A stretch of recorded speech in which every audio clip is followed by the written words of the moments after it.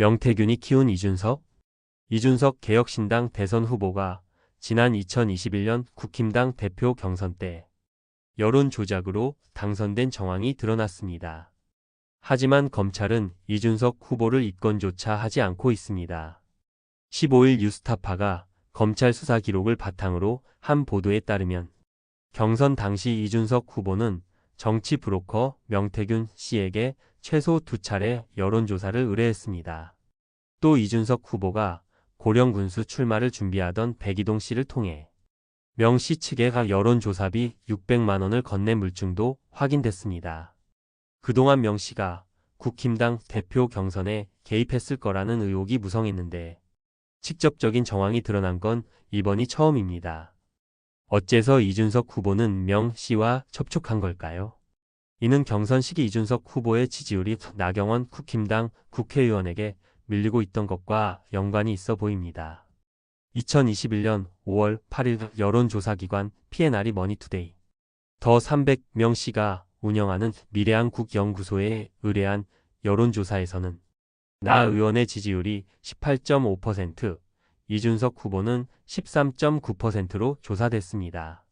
또 2021년 5월 13일 미래한국연구소가 실시한 국힘당 차기 당대표 적합도 비공표 여론조사에 따르면 나 의원의 적합도는 22.3%, 이준석 후보는 18.8%로 나타났습니다.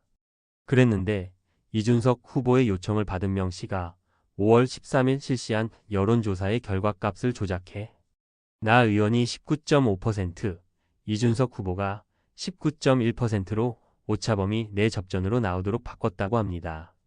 2021년 5월 22일 미래한국연구소가 실시해 발표한 여론조사에서는 이준석 후보의 지지율이 34.2%, 나 의원은 33.1%로 나타났습니다. 당시 여론조사는 조사 대상자 표집이 고작 1시간 50분 만에 끝나 신뢰성에 의문을 제기하는 목소리가 나왔습니다. 이후 미래한국연구소가 아닌 다른 여론조사 업체가 실시한 여론조사에서도 이준석 후보의 지지율은 상승세를 탔습니다. 그리고 2021년 6월 11일 이준석 후보가 국힘당 대표로 당선됐습니다. 뉴스타파는 이준석 후보가 명 씨와 카카오톡, 전화 등으로 여러 차례 연락을 주고 받아왔다고 전했습니다. 나 의원에게 뒤처지던 이준석 후보가 명 씨의 도움을 받은 여론 조작으로 돌풍을 일으켜 당선됐다는 것이 뉴스타파의 주장입니다. 검찰은 제대로 된 수사를 하지 않고 있습니다. 명태균 특검법을 도입해 이 또한 진실을 밝혀야 합니다. 한편 한국갤럽이 뉴스원 의뢰로 지난 12일에서 13일 전국 만 18세 이상 남녀 1,002명을 실시한 차기 대통령 비호감도 여론조사가 14일 발표됐습니다. 해당 조사에 따르면 이준석 후보의 비호감도는 67%로 1위를 찍었습니다.